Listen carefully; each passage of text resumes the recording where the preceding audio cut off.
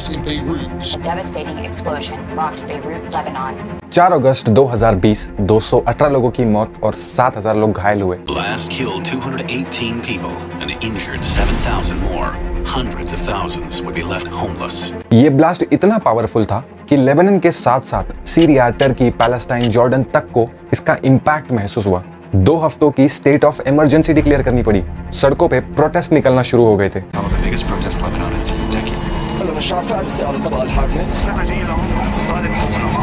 इस ब्लास्ट को वर्ल्ड की हिस्ट्री का पहला और deadliest non nuclear explosion declare कर दिया।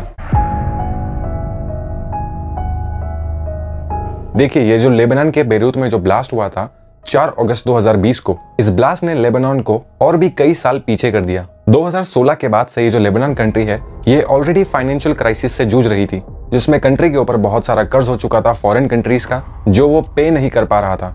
जिसके बाद कंट्री में इन्फ्लेशन और क्राइसिस इतना बढ़ गया कि 1000 लेबनीज पाउंड के बदले $1 एक्सचेंज किया जाता था फॉरेन ट्रेड के लिए। और इतने सारे क्राइसिस सिचुएशन के बीच में कोविड आ गया 2019 में, जिससे जो डेली गुजारा हो रहा था लोगों का, वो और भी मुश्किल हो गया था लेबनीज लोगों के लिए।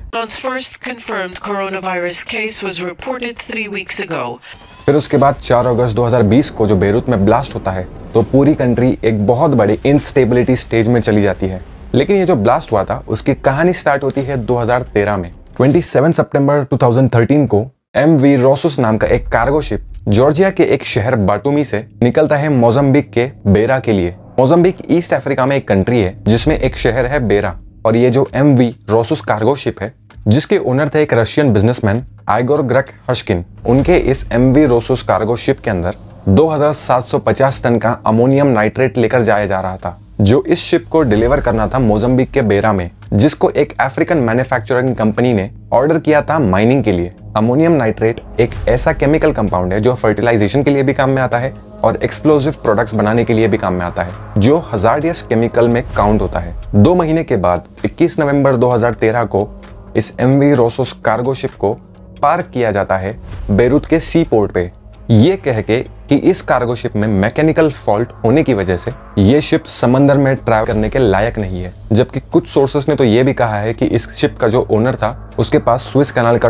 टोल पे करने के लिए पैसे नहीं थे। और तो और ये बेरूत से जरूरत से ज्यादा हैवी मशीनरी लेके जा रहा था। फिर उसके बाद पोर्ट स्टेट कंट्रोल के ऑफिसर्स इस शिप का इंस्पेक्शन करते हैं और शिप को मना कर देते हैं सी रूट में ट्रैवल करने के लिए। अब इस शिप में 8 यूक्रेनियन क्रूज और एक रशियन क्रू बोर्डेड था, जिसमें से इंस्पेक्शन के बाद 5 यूक्रेनियन क्रू मेंबर्स को वापस अपने देश भेज दिया जाता है और 4 क्रू मेंबर शिप की देखभाल के लिए पोर्ट के पास ही रखे जाते हैं। इस कार्गो इंस्पेक्शन के बाद जो रोसस शिप का ओनर है इगोर ग्रेक हश्किन, वो बैंकक्रप्ट हो जाता है और अपने उस शिप को बेरूट पोर्ट पे ही छोड़ देता है, क्योंकि उसके पास शिप के मेंटेनेंस और क्लियरेंस के पैसे तक नहीं बचते हैं। 4 फरवरी 2014 को पोर्ट स्टेट अथॉरिटीज शिप को सीज कर लेती है $1 लाख के अनपेड बिल की वजह से। और फिर बेरूत के कोर्ट में केस चलता है और जो 4 क्रू मेंबर बचे थे, उनको भी कोर्ट अपने देश भेजने का ऑर्डर दे देता है। अब ये जो पोर्ट ऑफ बेरूत है, इसके अंदर 4 अलग अलग सेक्शंस हैं, जिसमें 16 क्वेज यानी एक किनारा है जहां पे शिप लोड एंड अनलोड होता है। दूसरा सेक्शन है वेयरहाउस 12 का, फिर एक बड़ा कंटेनर टर्मिनल है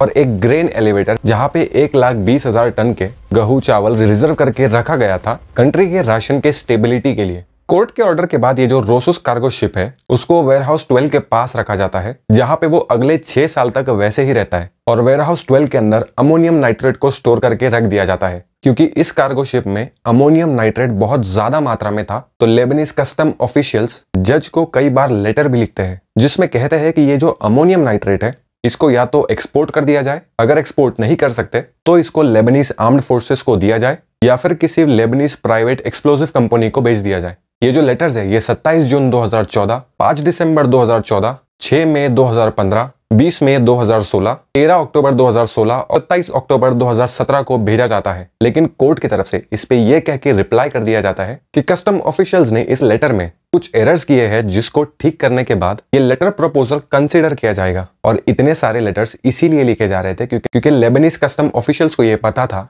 कि पोर्ट ऑफ बेरूत के वेयरहाउस 12 में इस अमोनियम नाइट्रेट के साथ साथ दूसरी भी चीजें स्टोर की गई है। जैसे पोर्ट के एक फॉर्मर वर्कर ने कहा था, 30 से 40 नाइलॉन बैग्स जिसमें पटाखे थे, इन बैग्स को अमोनियम नाइट्रेट के साथ ही स्टोर करके रख दिया गया था वेयरहाउस 12 में। General director of general security measure Abbas Ibrahim ने यह स्टेटमेंट भी दिया कि अमोनियम नाइट्रेट को वेयरहाउस से रिलोकेट ना करने में पोर्ट का मिसमैनेजमेंट, गवर्नमेंट में करप्शन और शिप ओनर की गलती है। ये सारी चीजें होती रहती है। उसके बाद आता है 4 अगस्त 2020 का दिन, जहां पे कुछ वर्कर्स वेयरहाउस के दरवाजे की वेल्डिंग कर रहे थे, जिसके करीब में ही 30 से 40 पटाखे के नाइलॉन बैग्स रखे हुए थे।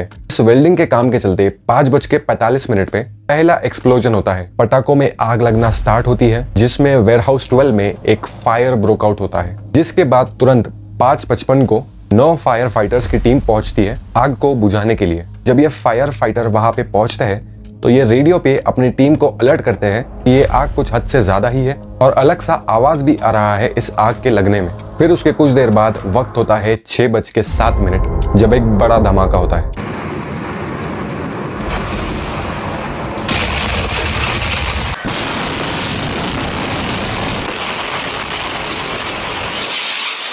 यह धमाका इतना बड़ा था कि इसका इंपैक्ट 240 किलोमीटर दूर तक महसूस हुआ था, जिसमें टर्की, सीरिया, पैलेस्टाइन, जॉर्डन तक की कंट्री को इसका झटका महसूस हुआ था। इस धमाके में रेड ऑरेंज कलर के धुएं के क्लाउड बनना स्टार्ट हो गए थे और ये जो रेड ऑरेंज कलर का धुआं था वो बना था सेकेंड और फाइनल एक्सप्लोजन से अमोनियम नाइट्रेट के डिकम्पोज होने के बाद एक बाय प्रोडक्ट फॉर्म होता है नाइट्रोजन डाइऑक्साइड। इस भयंकर धमाके में 218 लोग मारे गए थे, 7000 लोग घायल हुए, 3 लाख लोग बेघर हुए, 150 लोग परमानेंटली डिसेबल हो गए और एस्टिमेटेडली $15 बिलियन का आर्थिक व्यवस्था का नुकसान हुआ था। इस ब्लास्ट इंसिडेंट ने लेबनान को इतना पीछे कर दिया कि जनवरी 2023 से लेके मार्च 2024 तक लेबनान की करेंसी की वैल्यू 98% से गिर गई थी, जिसमें लेबनान का एनुअल इन्फ्लेशन रेट 221.3% पे आ गया, जहां पे शुगर के रेट 670% से बढ़ गए, गेहूं, चावल, चाय के रेट 1000% से बढ़ गए और 2022 में लेबनान का डेट टू जीडीपी रेशो 151% पे था।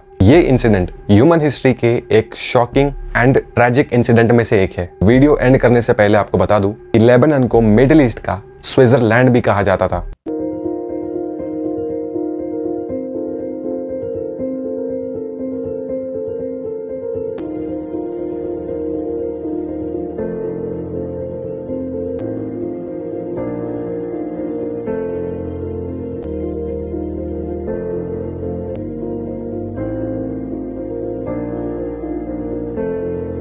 चैनल को सब्सक्राइब कर लीजिए और मिलते हैं अगले वीडियो में।